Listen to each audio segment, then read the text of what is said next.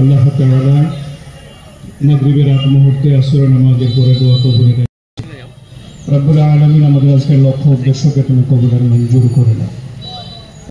ফরিয়াদ 24 জুলাই আল্লাহ তাআলা যারা দুনিয়া থেকে বিদায় নিয়েছেন রব্বুল আলামিন দান করে দাও। এখনো হাসপাতালের বেডে বাড়িতে বিভিন্নভাবে যারা অসুস্থ রয়েছে তাদেরকেও তুমি কবুল করে দাও রব্বুল আলামিন। আল্লাহ তাআলা চাঁপাইনবাবগঞ্জ জেলার বিভিন্ন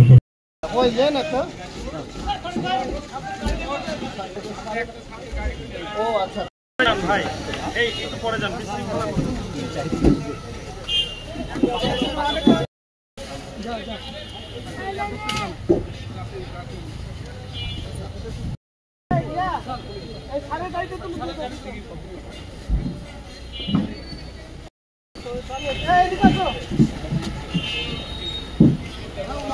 পারবে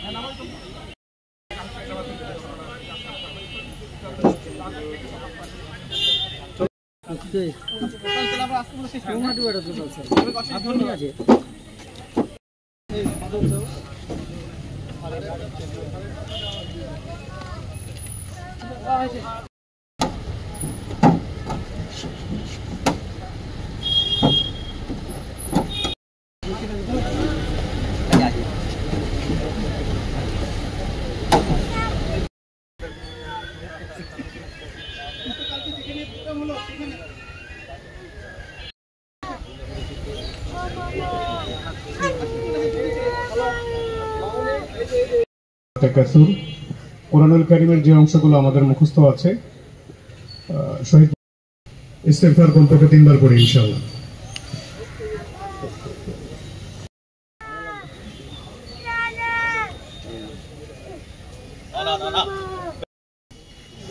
নিয়ে যাও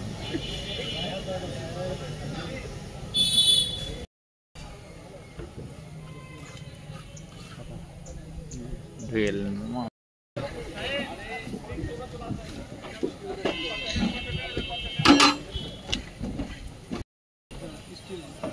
আমাদের এদিকে মাটি মোটামুটি ভালো, মরিন্দা মাটি হলে তো জুলাই শহীদ স্মৃতিস্তম্ভ নির্মাণ কাজে শুভ উদ্বোধন উপলক্ষে আজকে এখানে সমবেত হয়েছি। আমরা জুলাই যোদ্ধাদের স্মরণ করব, তাদের আত্মার মাগফিরাত কামনা করা হবে। সেই সাথে জুলাই যোদ্ধা হিসেবে যারা আহত অবস্থায় আছেন তাদের সুস্থতা কামনা করে দোয়া করা হবে। সরকার ৩৬ জুলাই পর্যন্ত বিভিন্ন কর্মসূচি দিয়েছে, আমরা তার একটি অংশ হিসেবে আমাদের এই জুলাই শহীদ স্মৃতিস্তম্ভ নির্মাণ কার্যক্রম শুরু হতে যাচ্ছে। ইতিমধ্যে আপনারা দেখছেন যে আমাদের কার্যক্রম আমাদের প্রাথমিক প্রস্তুতি গ্রহণ করা হয়েছে, তারই আনুষ্ঠানিকতা যে কাজ আপনারা দেখছেন এটি সম্পন্ন করে আমরা ৩৬ জুলাই অর্থাৎ ৫ই আগস্টে আমরা শহীদদের স্মৃতির উদ্দেশ্যে আমরা শ্রদ্ধার্ঘ্য অর্পণ করব। আজকে এই বৃষ্টি বিঘ্নিত দিনে আপনারা আমাদের এই আহ্বানে সাড়া দিয়ে এখানে উপস্থিত হয়েছেন, আপনাদের প্রতি আমরা কৃতজ্ঞতা জ্ঞাপন করছি। আমরা আশা করি আমাদের এই উদ্দেশ্য সফল হবে, আমরা সুস্থ সুন্দরভাবে আমাদের জুলাই শহীদ স্মৃতিস্তম্ভ এর নির্মাণ কাজ সুসম্পন্ন করতে সক্ষম হব। আমি 34 জুলাই পর্যন্ত সরকারিভাবে যে সকল কর্মসূচি গ্রহণ করা হয়েছে আপনারা স্বতঃস্ফূর্তভাবে এই সকল কর্মসূচি অংশগ্রহণ করবেন, সাফল্যমণ্ডিত করতে সর্বতভাবে সহযোগিতা করবেন। আপনাদের সার্বিক সাফল্য সহযোগিতা কামনা করে আবারও জুলাই শহীদদের প্রতি শ্রদ্ধা জানিয়ে এবং আহত জুলাই যোদ্ধাদের প্রতি সমবেদনা এবং তাদের সুস্বাস্থ্য কামনা করে আমি আমার এই সংক্ষিপ্ত কথা বলা এখানে শেষ করলাম।